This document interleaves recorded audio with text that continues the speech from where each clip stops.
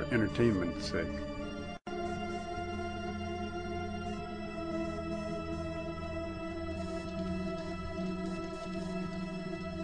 But there are persistent stories that won't go away about the ghost of a bartender, seen from time to time wiping his bar, and about a piano being played on the third floor when there's no one in the room.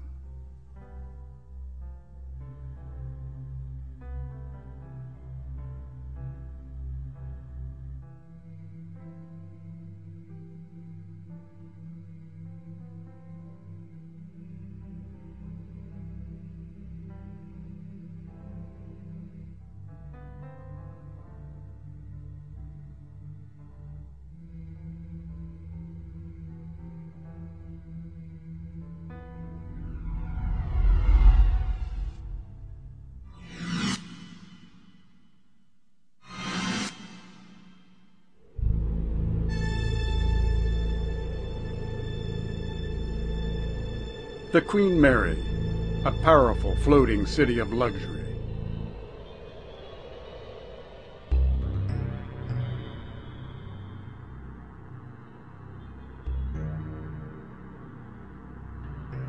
Over 1,000 feet long, the rich and famous strolled her decks, including Hollywood stars and moguls. She has been called Queen of the Atlantic, and during the Second World War, the Gray Ghost. Today she carries no passengers. Instead, her cabins now offer elegant lodging for tourists.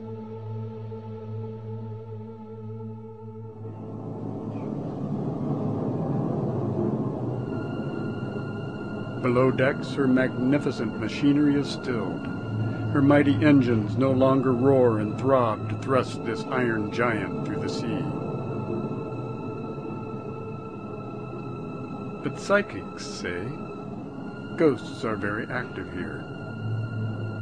I personally, in all the years that I've worked here, have never had any kind of a supernatural or paranormal experience, although I've known numerous people that have worked here who say that they have. A number of times, whether the person experiencing the phenomena is a guest or actually a crew member, an employee working aboard the ship, they're often reluctant to talk about it because, as you can imagine, the perception that people have had a supernatural experience or have seen a ghost, they generally, people think, oh, they're crazy. When you talk to these people, it's hard to imagine that they're not telling the truth. They did indeed experience something. I do believe that.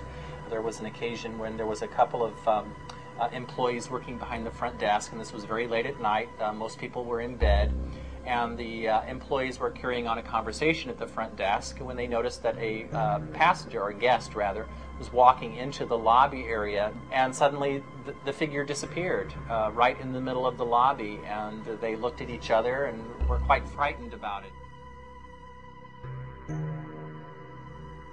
On several occasions, people have reported hearing the sounds of laughing children, sometimes crying children in this area. Of course, the playroom is empty. It hasn't been used for many years. There's no toys or any other equipment in there, but yet the reports continue, the sounds of crying and laughing children.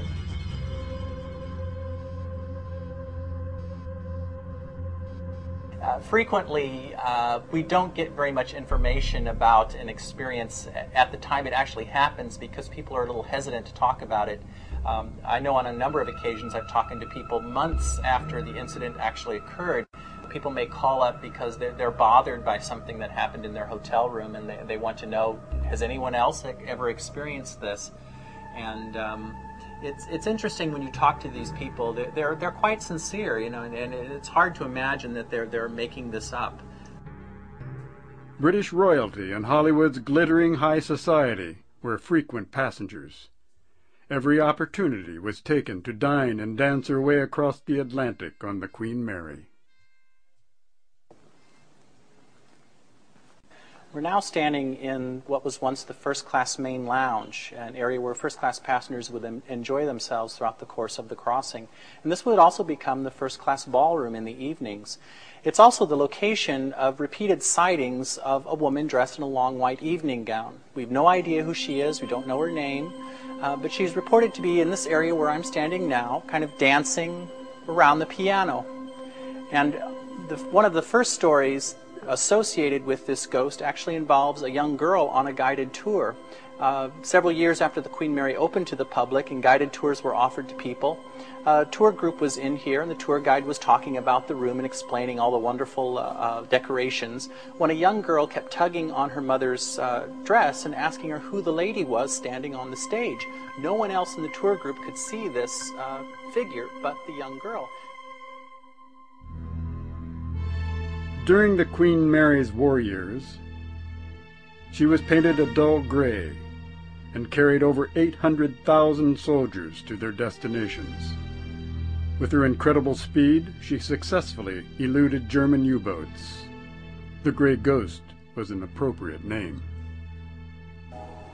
We're now in the first-class swimming pool area. This is an area of the ship that's believed to be the most haunted on board the Queen Mary. Numerous psychics have conducted numerous investigations in this area. And this area that I'm standing next to, which was once the doorway into the ladies' changing room, is believed to have a vortex, a doorway into another dimension here. And the psychic believes that by this vortex, spirits can come and go to the Queen Mary, and in some cases not having any relation to the Queen Mary at all. Back here in the changing area were cubicles where the passengers would be able to change into their bathing costumes. And there have been numerous stories associated with the swimming pool of apparitions, one of which is a lady in a bathing costume who sometimes appears on the balcony area in the pool, sometimes at the pool's edge, just about to dive in. And invariably, people will look away, not thinking much of it, and look back, and the apparition has disappeared. Another story associated with the swimming pool is that of a little girl called Jackie. And we have no historical record of any child named Jackie or anything ever having happened in the swimming pool. But there is a psychic who believes that the spirit of this young girl, Jackie, inhabits the swimming pool area. Generally, she's very mischievous, laughing or playing, and sometimes she leaves her wet footprints around the swimming pool, which is now empty and has been empty for many years.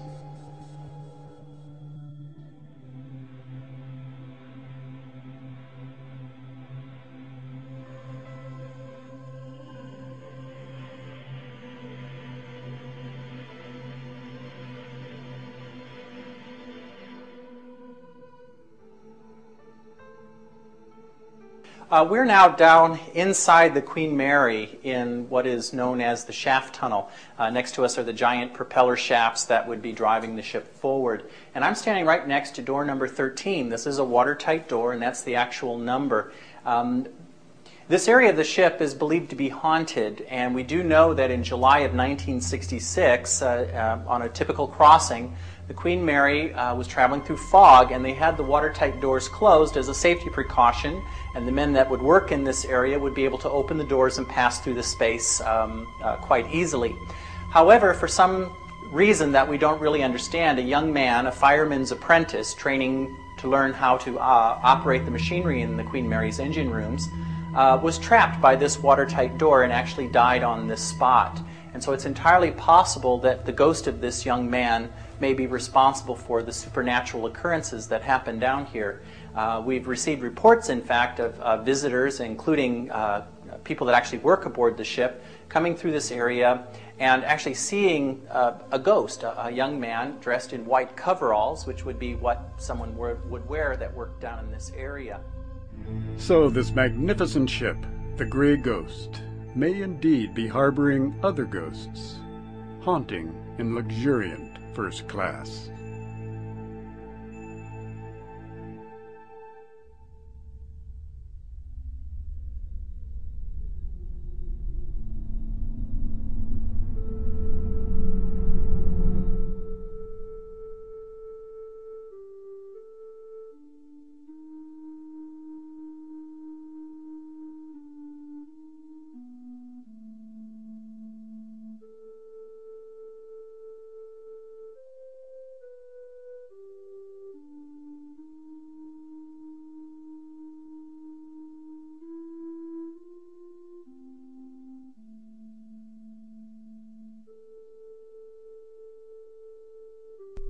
These hallowed grounds are the final resting places of many Hollywood celebrities.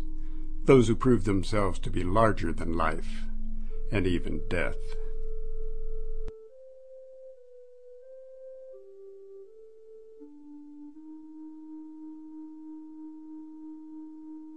I think that cemeteries are for visitation.